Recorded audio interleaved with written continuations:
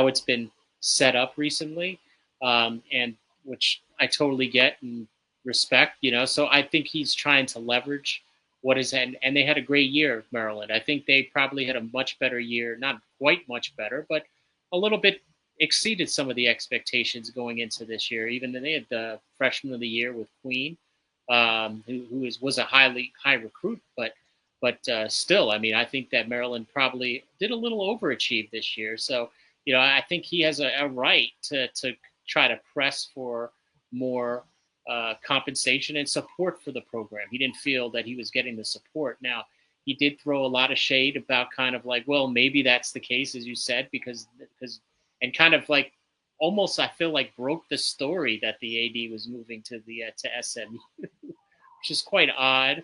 But he's definitely leveraging, and he's going to be letting. So you should, in that position, and obviously he's going to be a hot commodity. Obviously, quite familiar with the conference that Villanova's in, as we all know. Villanova's going to have a good amount of money, so now he's going to have that option now to see if Maryland can retain him and also get the support he needs, or Villanova's going to up it for him to move up to the suburbs of Philadelphia. So, it'll be an interesting thing. But that was I thought was quite an interesting kind of setup that happened today, and I think he said most of it in the kind of press conferences that they had today. Usually, the day before, after the teams practice at the arenas that they're playing. So,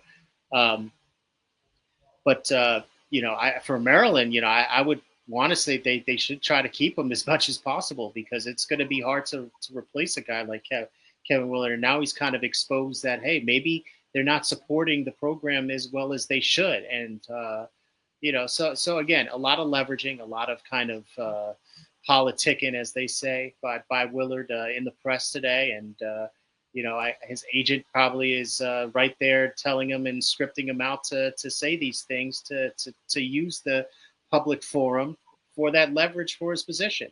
And also his team is going to be like, hey, like he's fighting. He wants us to have more, resources, which is interesting because Maryland isn't known as being a poverty program by any stretch, so it's interesting that he's not quite happy or feels that they can compete even at the next level. And I think that's something that Maryland should look into, because he's trying to get them back to where they were under Gary Williams.